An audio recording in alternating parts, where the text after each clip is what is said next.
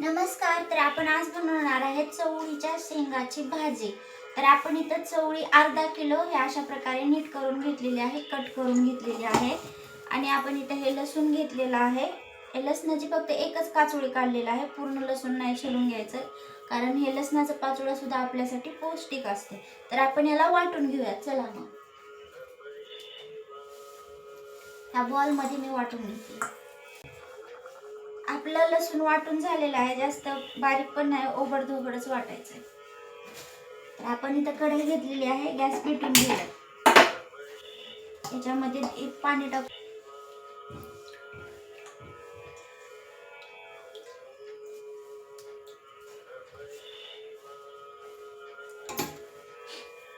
तर आपली चवळी धुवून झालेली आहे.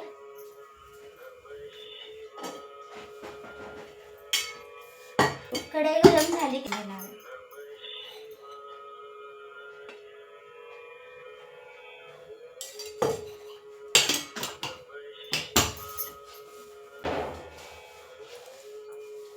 तेल थोडं गरम झालं की आपण याच्यामध्ये हे वाटलेलं लसण टाकून देणार आहे.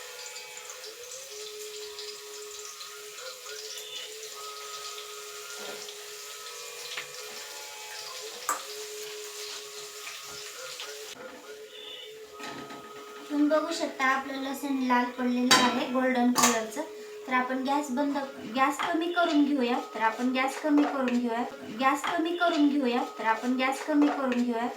त्याच्यामध्ये आवडीनुसार लाल तिखट टाका तुमच्या.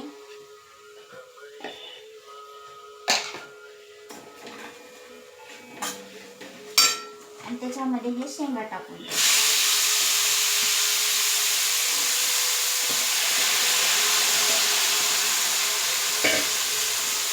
मिक्स करून घ्यायचं.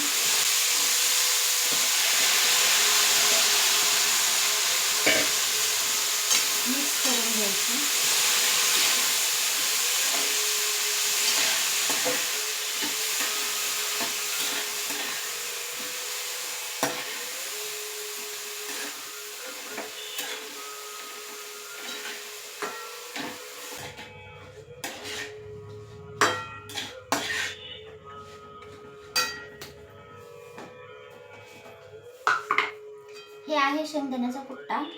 तर आपण अंदाजे 2-3 चमचे शेंगदाण्याचा कुट्टा टाकणार.